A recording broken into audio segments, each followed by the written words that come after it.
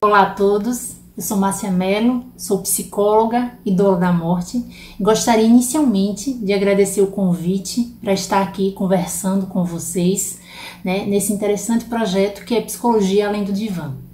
Então eu fui convidada para compartilhar um pouco sobre a minha experiência acerca do ser doula da morte. E é importante, antes de tudo, que eu fale sobre o meu percurso até me tornar uma doula da morte. E eu identifico que esse meu percurso se iniciou ainda na graduação, no último ano, quando eu tive a oportunidade de, no estágio institucional, me inserir no contexto hospitalar e, por um ano, lidar de maneira mais concreta e mais próxima com a morte, com o luto e com as perdas, vivenciando isso tanto na perspectiva do paciente como dos seus familiares e também dos profissionais de saúde, Assim que eu me tornei profissional, atuando na clínica, paralelamente eu também pude dar suporte psicológico,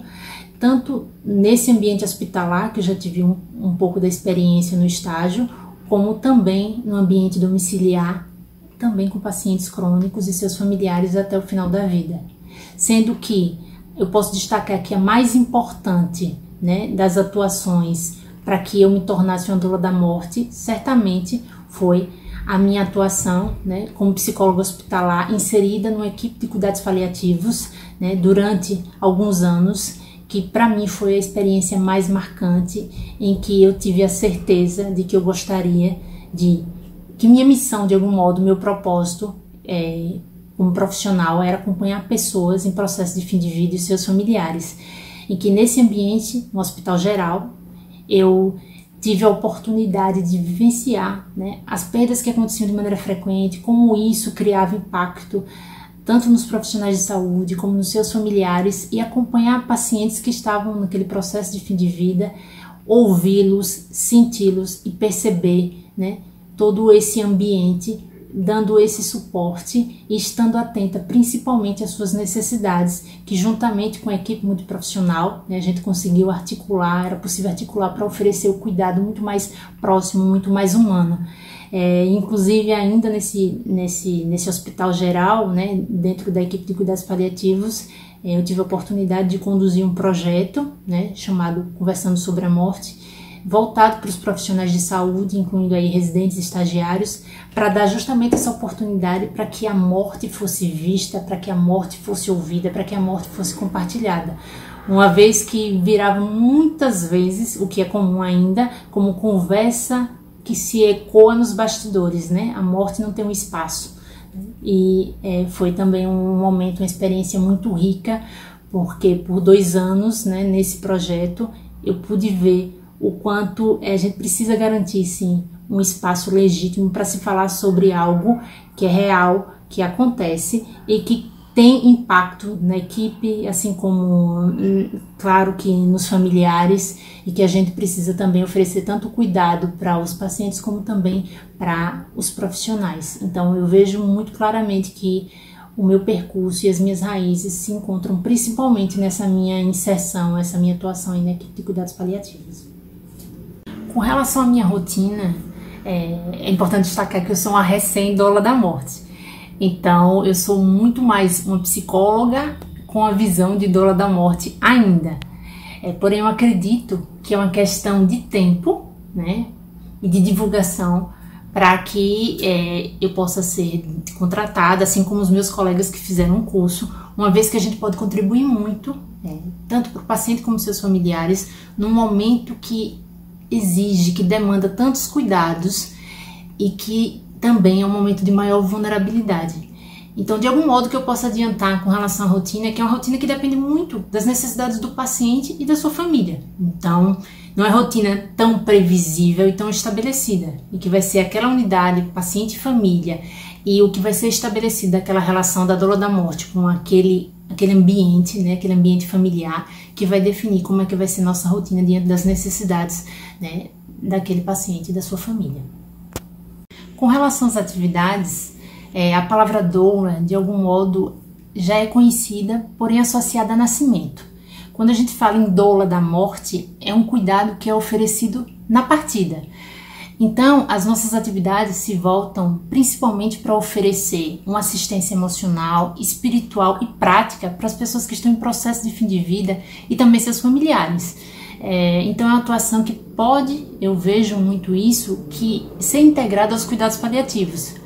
Porque, na verdade, a gente vai estar lidando com pessoas, né, geralmente com doenças crônicas, muitas vezes, inclusive, em estágio avançado. E também os seus familiares. Então, é a oportunidade que se tem para ajudar essas pessoas a lidar com questões práticas dessa fase, como, por exemplo, planejamento dos rituais de despedida, funeral e apoio ao enfrentamento do luto. Então, o fato de ser psicóloga me garante um embasamento maior, inclusive para atuar, né, com essas pessoas e principalmente nessa situação de luto. Eu identifico também que as nossas atividades de algum modo representam uma nova direção para um atendimento mais personalizado. É um atendimento que parte principalmente de uma vontade, de um desejo e que revela um certo controle por parte do paciente e de seus familiares. Além do que, se mostra como uma atividade complementar, uma atuação complementar a serviços já existentes. Com relação ao mercado de trabalho, a gente precisa antes lidar com a questão do tabu da morte, que ainda é muito presente na sociedade ocidental e no Brasil isso não é diferente. Então a morte ainda é silenciada e ocultada e mesmo com esse silêncio e com essa ocultação ela segue acontecendo. Então é algo que a gente precisa rever. Eu acredito que talvez diante do momento que a gente está vivendo, né, de crise humanitária em decorrência da pandemia da Covid-19, em que está sendo mais comum a gente, de algum modo, né, falar sobre morte, ver notícias de morte, e como sociedade a gente tem vivido um luto coletivo, o tanto pela experiência real de termos perdido pessoas próximas, pessoas, né, da família, pessoas conhecidas, como pela ameaça de perda, ameaça de contaminação e o medo da morte, que essa conversa está se aproximando, o tema está se aproximando, então quem sabe a gente comece a quebrar um pouco esse tabu, rever, né, essa questão que é um pouco, que eu digo que é um entrave cultural, e que isso dificulta, né, a inserção das doulas ainda nesse campo, no mercado de trabalho. Assim como, quando a gente fala em cuidados paliativos, ainda nem todas as pessoas que deveriam receber cuidados paliativos, elas recebem. E o trabalho das doulas caminha muito próximo do trabalho dos cuidados paliativos, no sentido de oferecer, de dar suporte para que as pessoas que estão próximas da morte possam ter uma morte, morrer bem e de maneira digna. Então, a doula da morte pode contribuir no sentido desse acompanhamento, né, de um acompanhamento que respeite a biografia do paciente, seus valores, suas crenças, e lidar tanto junto do paciente como da sua família num momento que é de tanta angústia, né, de tantas dúvidas, né, de tantas incertezas, de modo a oferecer segurança, ser uma presença